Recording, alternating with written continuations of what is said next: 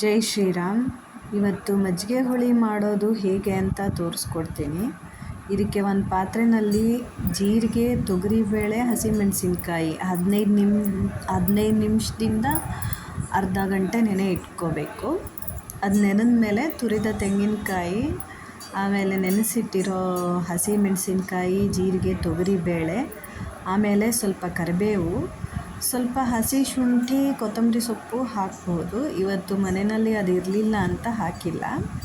ಅದನ್ನು ಚೆನ್ನಾಗಿ ಮಿಕ್ಸಿಗೆ ಹಾಕ್ಕೊಂಡು ರುಬ್ಕೊಂಡ್ಮೇಲೆ ಒಂದು ಪಾತ್ರೆಯಲ್ಲಿ ಒಗ್ಗರಣೆ ಮಾಡ್ಕೋಬೇಕು. ಆ ಒಗ್ಗರಣೆಗೆ ಮನೆಯಲ್ಲಿ ತರಕಾರಿ ಇತ್ತು ಅಂತಂದರೆ ಆ ತರಕಾರಿ ಹಾಕಿ ಬೇಯಿಸ್ಕೊಂಡು ಆಮೇಲೆ ಮಜ್ಜಿಗೆ ಹಾಕ್ಕೋಬೋದು.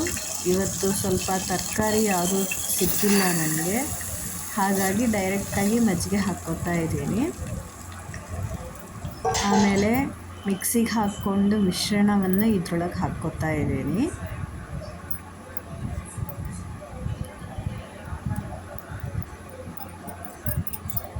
ಚೆನ್ನಾಗಿ ನೀರು ಹಾಕ್ಕೊಂಡು ಮತ್ತೆ ಹಾಕ್ಕೋತಾ ಇದ್ದೀನಿ.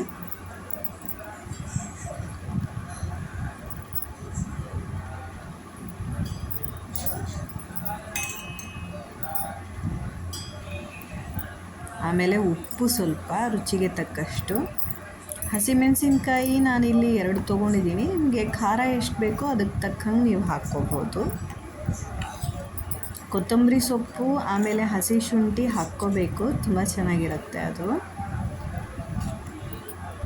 ಕೆಲವರು ಈ ತೊಗರಿಬೇಳೆ ಬದಲು ಕಡಲೆಬೇಳೆ ಮಾತ್ರ ನೆನೆ ಹಾಕ್ಕೋತಾರೆ. ಇನ್ನು ಕೆಲವರು ತೊಗರಿಬೇಳೆ ಜೊತೆಗೆ ತೊಗರಿಬೇಳೆ ಎಷ್ಟು ತಗೋತಾರೋ ಅಷ್ಟೇ ಕಡಲೆಬೇಳೆನೂ ತೊಗೊಂಡು ನೆನೆ ಹಾಕ್ಕೊತಾರೆ. ಇನ್ನು ಕೆಲವರು ಈ ಥರ ಮಿಕ್ಸಿಗೆ ಹಾಕ್ಕೊಳ್ಳೋವಾಗ ಕಡಲೆ ಹಿಟ್ಟನ್ನು ಹಾಕ್ಕೋತಾರೆ.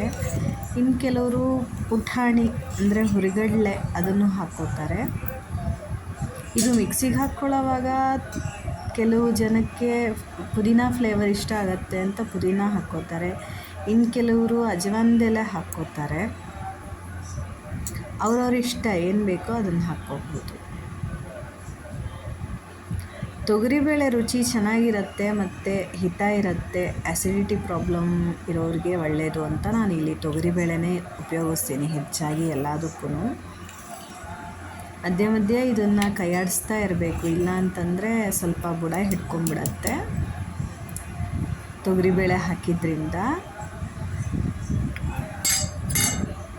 ಇದು ಕೈಯಾಡಿಸೋವಾಗೂ ಕುದಿ ಈ ಕಡೆ ಬಂತು ಅಂತಂದರೆ, ಕೈಯಾಡಿಸ್ತಾ ಇರೋವಾಗೂ ಕುದೀತಾ ಇತ್ತು ಅಂತಂದರೆ ನೋಡಿ ಕುದೀತಾ ಇದೆ, ಬೆಂದಿದೆ ಅಂತ ಅರ್ಥ. ಇಳಿಸ್ಕೊಂಡ್ಬಿಡ್ಬೋದು.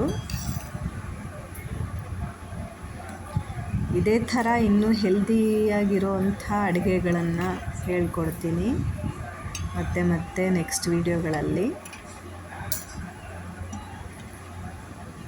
ದೇವರೆಲ್ಲರಿಗೂ ಒಳ್ಳೇದು ಮಾಡಲಿ. ಹರೇ ಶ್ರೀನಿವಾಸ. ಜೈ ಶ್ರೀರಾಮ್.